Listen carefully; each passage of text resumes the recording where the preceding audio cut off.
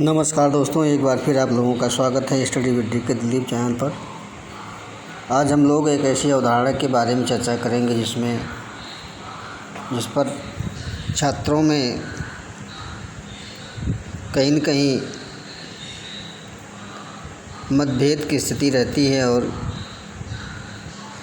विचारों का जो है समझ स्पष्ट नहीं हो पाता है, जिसमें हम लोग जो है चर्चा करेंगे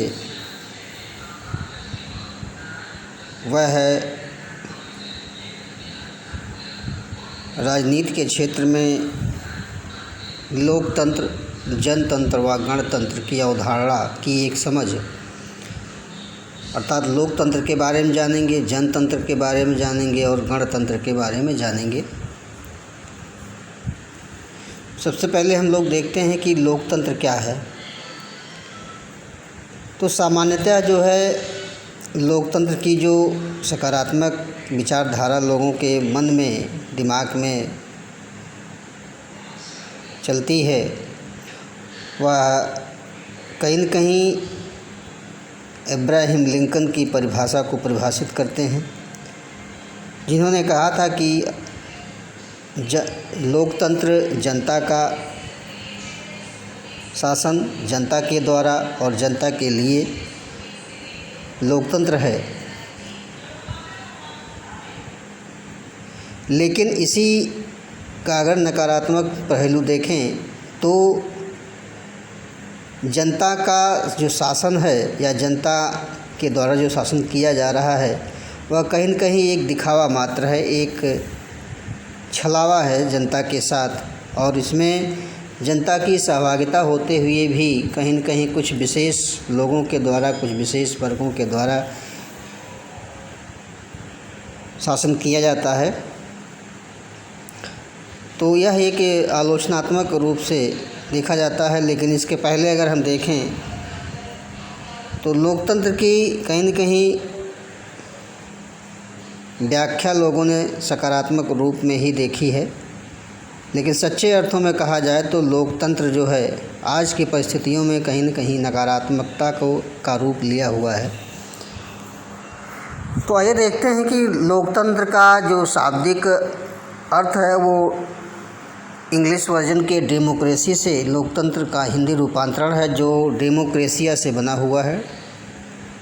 और इसका अर्थ होता है कि जनता का शासन या लोगों का शासन। और इसमें लिंकन के द्वारा जो परिभाषा दी गई उसमें 3 शब्द हैं या 3 बातें हैं, जो जनता का शासन और जनता के द्वारा या जनता के लिए। तो पहले देखते हैं कि जनता का अर्थ क्या है, जनता का तात्पर्य क्या है।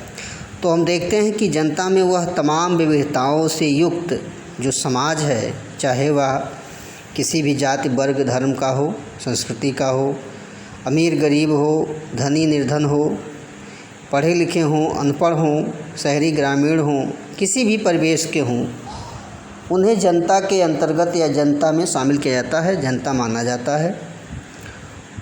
और इन्हीं का शासन है।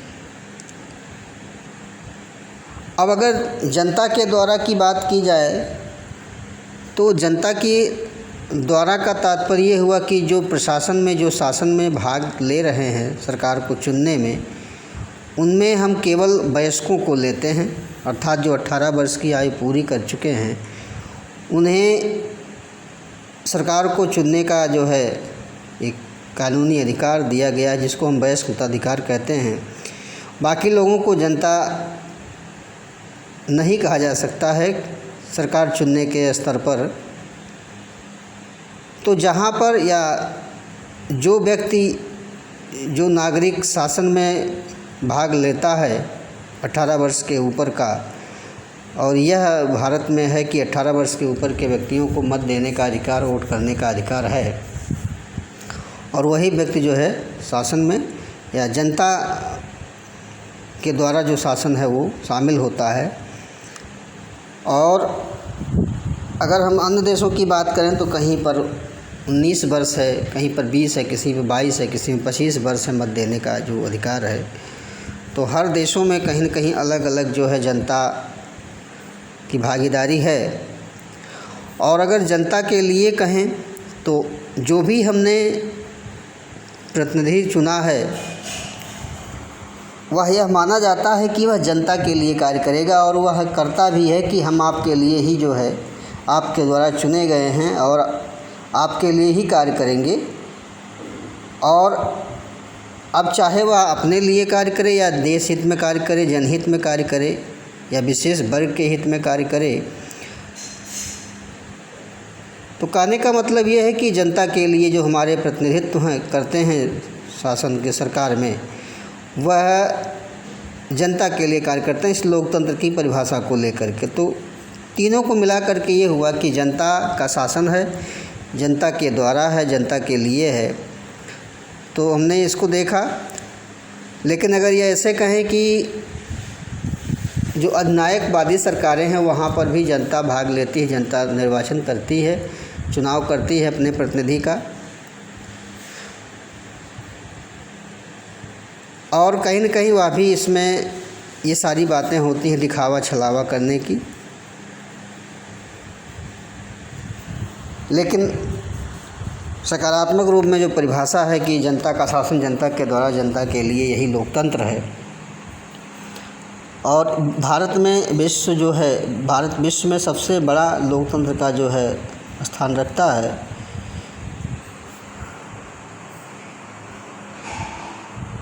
और इसी संदर्भ में दादा भाई नौरोजी ने कहा था कि राजा जनता के लिए बना है और जनता राजा के लिए नहीं है। अर्थात राजा जो है जनता के लिए कार्य करता है, ना कि अपने लिए। अगर हम इसके बाद दूसरे विचारधारा की बात करें जनतंत्र की, तो जनतंत्र की जो विचारधारा है कहीं न कहीं साम्यवादी विचारधारा से मेल रखती है। लेकिन विचारधारा या अवधारणा के स्तर पर जो है लोकतंत्र और जनतंत्र में कोई फ़र्क नहीं दिखता है, क्योंकि जो भी प्रक्रिया वहाँ होती है वह प्रक्रिया जनतंत्र में भी होती है।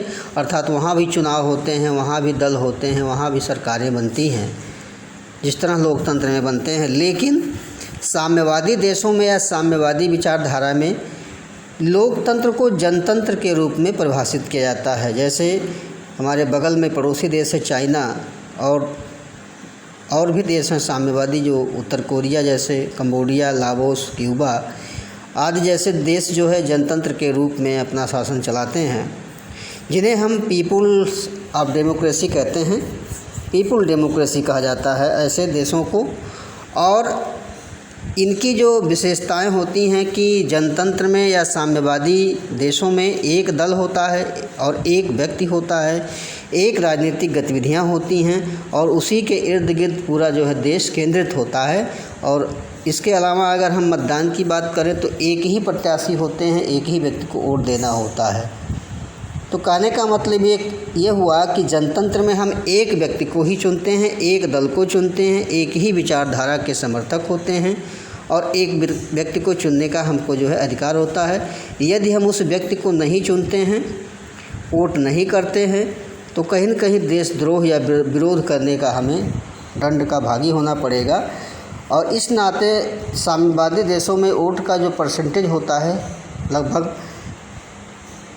लगभग जो है 98, 99 या 100 मान के चलिए कि 100% जो है 100% मतदान होते हैं, क्योंकि वहाँ ये नहीं करना है कि हमें जो है इस दल को वोट नहीं देना है। अगर नहीं देना है तो फिर दंड के भागी बनने के लिए तैयार रहिए। लेकिन अगर हम यही लोकतंत्र की बात करें तो वहाँ भी विचारधारा होती है, पार्टी होता है, व्यक्ति होता है और प्रत्याशी होता है। लेकिन वहाँ पर एक दल नहीं होते हैं, कई सारे दल हैं, कई पार्टी जो है व्यक्ति खड़े होते हैं, या एक ही प्रत्याशी ना होकर के कई सारे प्रत्याशी होते हैं। तो इस तरह से हमें लोकतंत्र में छूट होती है मतदान करने का। तो हमने ये देखा कि जनतंत्र जो है एक साम्यवादी अवधारणा के आधार पर है लेकिन लोकतंत्र जो है कहीं न कहीं जनता के द्वारा या जनहित में काम करने वाली विचारधारा है। लेकिन जो जनतंत्र है या साम्यवादी विचारधारा है वह केवल ये कह सकते हैं कि एक दल के लिए काम करता है। एक सरकार जो है सारी राजनीतिक जो गतिविधियां हैं एक व्यक्ति के अंतर्गत निहित होती हैं। तो हम ये कह सकते हैं कि जो साम्यवादी व्यवस्था है उनमें लोकतांत्रिक प्रणालियां हैं, उन्हें साम्यवादी जनतंत्र कहा जा सकता है। और जो साम्यवादी जनतंत्र हैं उन्हें जो है कहीं न कहीं बुर्जुआ वर्ग का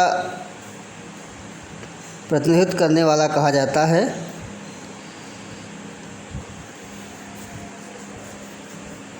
अगर हम दूसरे शब्द की बात करें या दूसरे विचार की बात करें तो गणतंत्र जो है आता है। और इस गणतंत्र में जो मुख्य बातें हैं वो कहीं न कहीं किसी भी देश का जो राज्याध्यक्ष होता है या राष्ट्राध्यक्ष होता है उसे प्रत्यक्ष रूप से व परोक्ष रूप से जो है निर्वाचित किया जाता है।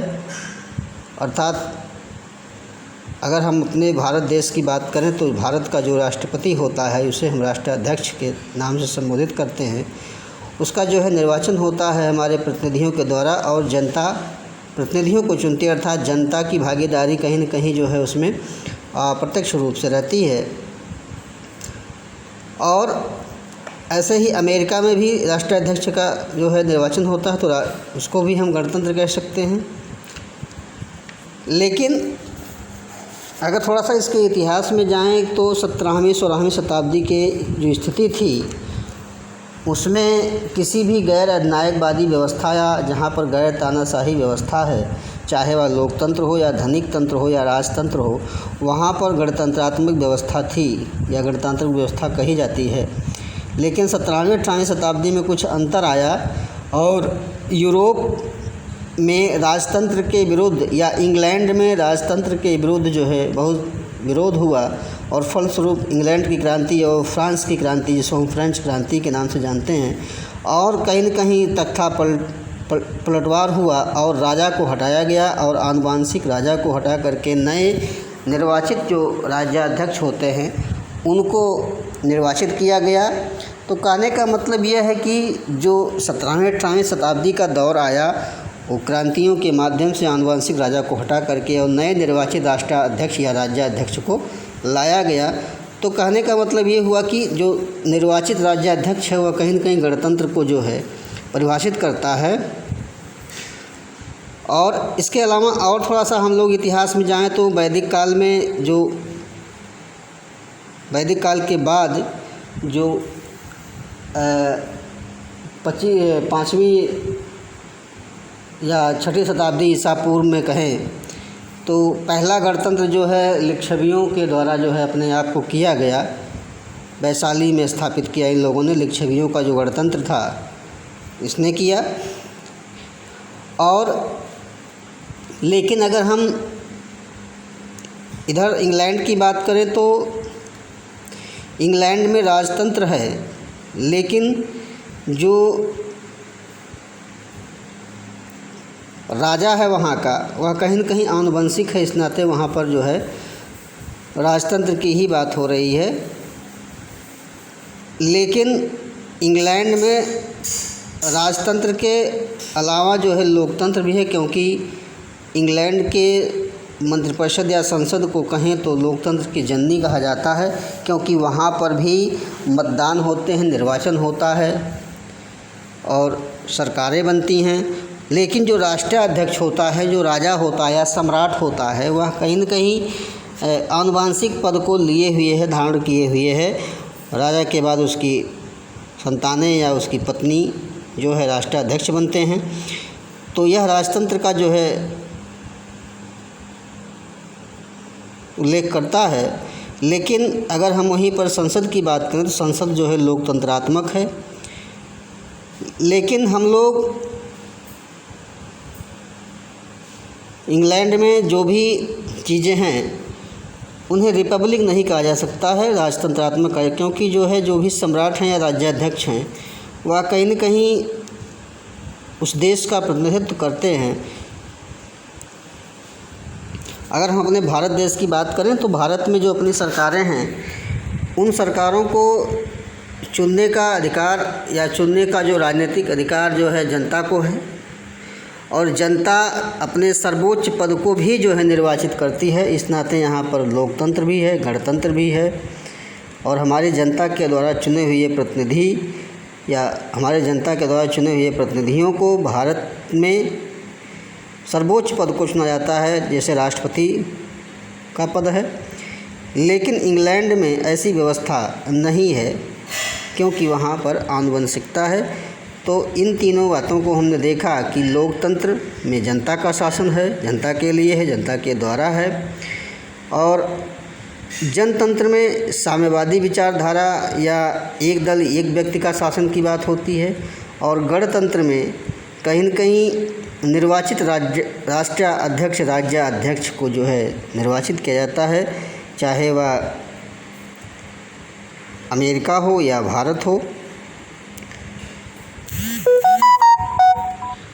तो इस तरह हमने देखा कि तीनों विचारधाराओं में मोटी मोटा एक समझ जो है छात्रों के मन में क्लियर हुआ होगा, मैं ऐसी आशा करता हूँ। इसी के साथ धन्यवाद।